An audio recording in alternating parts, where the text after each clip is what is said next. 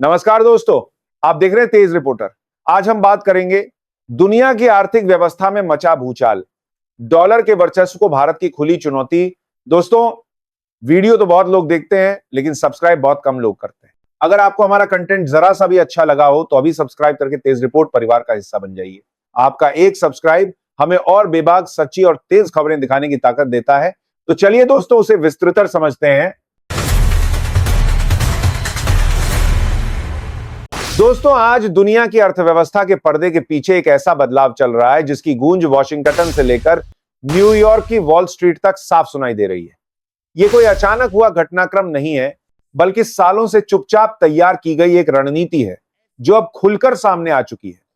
दशकों तक जिस अमेरिकी डॉलर ने पूरी वैश्विक व्यापार व्यवस्था पर राज किया, आज उसी डॉलर की पकड़ धीरे धीरे कमजोर पड़ती दिखाई दे रही है और इस बदलाव के केंद्र में खड़ा है भारत।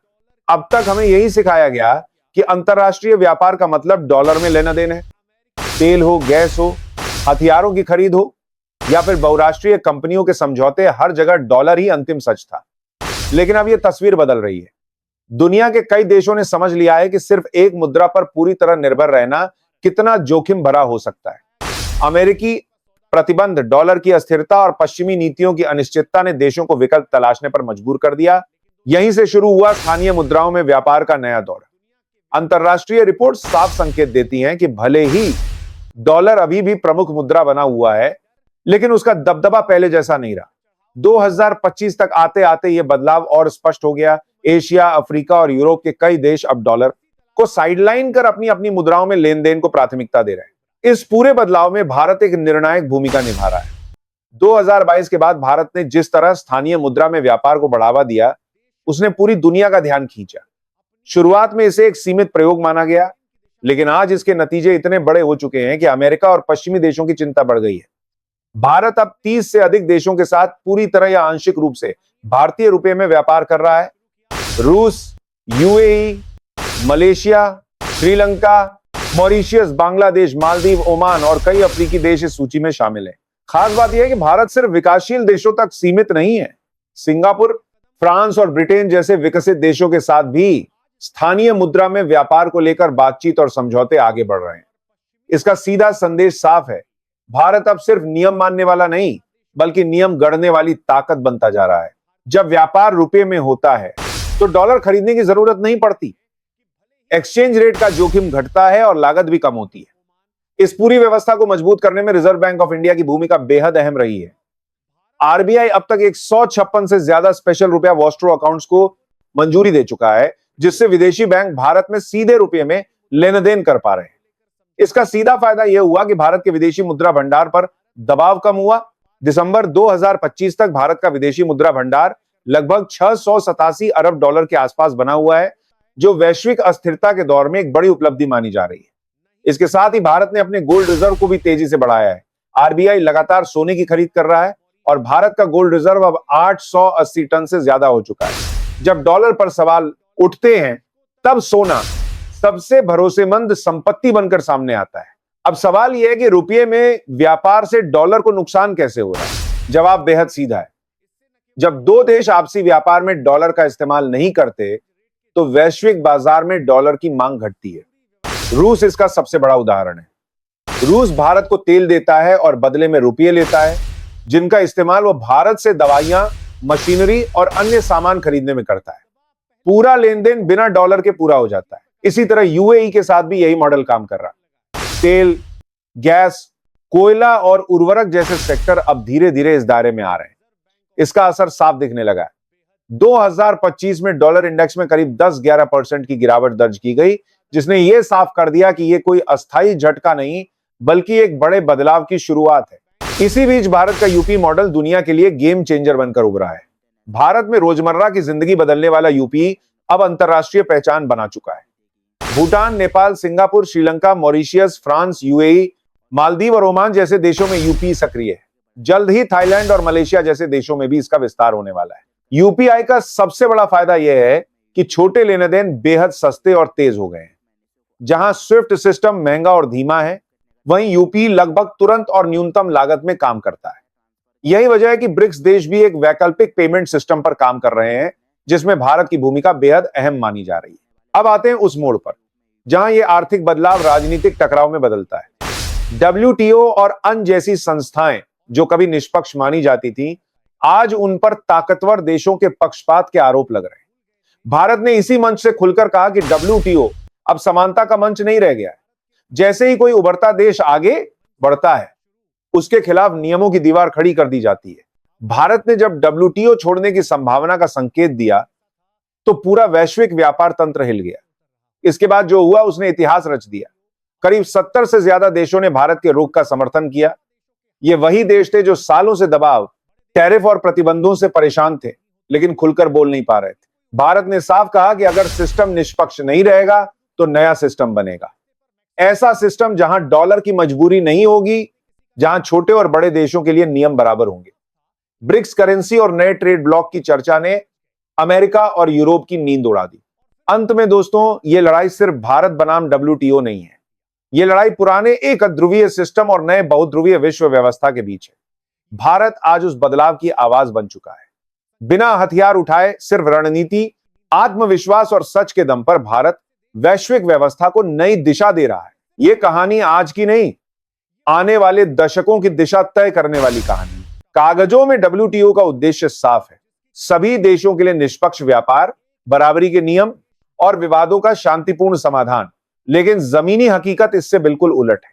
डब्ल्यूटीओ धीरे धीरे एक ऐसी संस्था बनती चली गई जहां बड़े देश नियम तोड़ते हैं, कोई कार्रवाई नहीं। उभरते देश आगे बढ़ते हैं, नियम बदल दिए जाते हैं। अमेरिका और यूरोपियन यूनियन सालों से कृषि सब्सिडी देते रहे, अपने उद्योगों को बचाते रहे, लेकिन विकासशील देशों को यही सब्सिडी देने से रोका गया। यानी नियम सबके लिए नहीं, कमजोरों के लिए सख्त, ताकतवरों के लिए नरम। भारत की ग्रोथ जो आंखों में चुभने लगी, पिछले एक दशक में भारत की अर्थव्यवस्था जिस रफ्तार से बढ़ी, उसने कई देशों की नींद उड़ा दी। भारत दुनिया की सबसे तेजी से बढ़ती बड़ी अर्थव्यवस्था बना। मैन्युफैक्चरिंग, फार्मा, एड, स्टील, केमिकल्स, हर सेक्टर में पकड़ मजबूत हुई। भारत ग्लोबल सप्लाई चेन का अहम हिस्सा बनने लगा। और यहीं से समस्या शुरू हुई, जब कोई देश सस्ता, भरोसेमंद और आत्मनिर्भर बनने लगता है, तो पुराने सिस्टम को खतरा महसूस होता है। अमेरिका की रणनीति, टैरिफ और दबाव। अमेरिका ने भारत पर सीधे युद्ध नहीं किया, उसने अपनाया आर्थिक दबाव का हथियार। स्टील और एल्यूमिनियम पर टैरिफ, कृषि और डेयरी पर विवाद, इट और डिजिटल टैक्स पर आपत्ति, फार्मा और जेनरिक दवाओं पर सवाल। हर बार एक ही पैटर्न, पहले डब्ल्यूटीओ में मामला, फिर दबाव, फिर सौदेबाजी। अमेरिका को भरोसा था कि भारत नियमों में उलझ जाएगा, लेकिन भारत अब 1990 वाला भारत नहीं था। यही वो सबसे बड़ी गलतफहमी थी। अमेरिका और उसके सहयोगियों को लगा कि डब्ल्यूटीओ के नियम, डॉलर का दबाव, टैरिफ की धमकी भारत को झुका देगी। लेकिन वे ये भूल गए कि आज का भारत सिर्फ बाजार नहीं, बल्कि एक विकल्प बन चुका है। वो ऐतिहासिक भाषण जब हॉल सन्न रह गया, डब्ल्यूटीओ के मंच पर भारत ने जो कहा, वो नारा नहीं था, वो धमकी नहीं थी, वो तथ्यों से भरा आरोप पत्र था। भारत ने साफ शब्दों में कहा, डब्ल्यूटीओ अब निष्पक्ष व्यापार का मंच नहीं रह गया है, ये कुछ चुनिंदा देशों के हितों का औजार बन चुका है। भारत ने बिना किसी देश का नाम लिए दोहरे मापदंड, चुनिंदा नियम और राजनीतिक हस्तक्षेप सबको उजागर कर दिया। पूरा सभागार सन्न रह गया। सबसे बड़ा धमाका, डब्ल्यूटीओ छोड़ने का संकेत। और फिर आया वो पल जिसने पूरी वैश्विक ट्रेड व्यवस्था को हिला दिया। भारत ने कहा, अगर कोई संस्था विकासशील देशों की प्रगति रोकने का और जार बन जाए, तो भारत उसके साथ बने रहने को बाध्य नहीं है। यह सीधी धमकी नहीं थी, यह एक संकेत था। और डब्ल्यूटीओ समझ गया था कि यह संकेत कितना गंभीर है। भारत के बोलते ही जो देश सालों से चुप थे, उनकी आवाज निकलने लगी। पहले कुछ अफ्रीकी देश, फिर एशियाई देश, फिर लैटिन अमेरिका, और देखते ही देखते 70 से ज्यादा देश भारत के रुख के समर्थन में आ खड़े हुए। ये कोई औपचारिक समर्थन नहीं था, ये दबे हुए गुस्से का विस्फोट था। क्यों खड़े हुए देश भारत के साथ? क्योंकि कहानी सबकी एक जैसी थी। कृषि सब्सिडी नहीं दे सकते, इंडस्ट्री बचा नहीं सकते, लेकिन यूरोप और अमेरिका सब कर सकते हैं। भारत ने वही कहा जो सब सोच रहे थे, लेकिन बोल नहीं पा रहे थे। रूस सबसे पहले खुलकर सामने आया। रूस ने बिना देर किए भारत का समर्थन किया। उसके बाद चीन, ईरान, तुर्की, कजाकिस्तान, साउथ ईस्ट एशिया के देश। यह समर्थन सिर्फ कूटनीतिक नहीं था, यह एक साझा नाराजगी थी। डॉलर और पश्चिमी दबाव के खिलाफ। यूरोप में भी दरार। सबसे चौंकाने वाली बात यह थी कि यूरोप के भीतर भी भारत के प्रति नरमी दिखने लगी।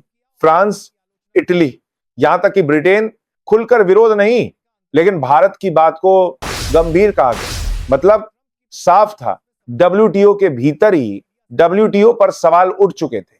इस पूरे विवाद में मेक्सिको का नाम आते ही कई लोग चौंक गए। अमेरिका ने मेक्सिको को भारत के खिलाफ खड़ा करने की कोशिश की, लेकिन भारत ने आंकड़ों के साथ दिखाया अमेरिका की सप्लाई चेन में मेक्सिको रीढ़ की हड्डी है और उस सप्लाई चेन का बड़ा हिस्सा भारत से होकर गुजरता है। Auto parts, pharma, chemicals, engineering goods, सब में भारत की भूमिका अहम है। अगर भारत रुका तो असर सीधे डेट्रॉयट, टेक्सास, मेक्सिको के उद्योगपति बगावत पर उतर आए। मेक्सिको सरकार पर दबाव पड़ा। वहां के कारोबारी संगठनों ने साफ कहा, भारत से सप्लाई रुकी तो हमारी फैक्ट्रियां बंद हो जाएंगी। यानी अमेरिका की रणनीति अपने ही सहयोगियों पर भारी पड़ने लगी। टैरिफ की धमकी आखिरी हथियार। जब हर चाल नाकाम हुई तो अमेरिका ने आखिरी पत्ता फेंका, 50% टैरिफ की धमकी। सोचा गया भारत डर जाएगा, निवेशक भाग जाएंगे, बाजार हिल जाएगा, लेकिन हुआ इसका उल्टा। भारत ने न तो बाजार बंद किए, न ही बयानबाजी की। भारत ने दुनिया के सामने पूरा खेल खोलकर रख दिया। भारत ने साफ किया, यह सिर्फ व्यापार नहीं है, यह भारत की सस्ती ऊर्जा तक पहुंच रोकने की साजिश है।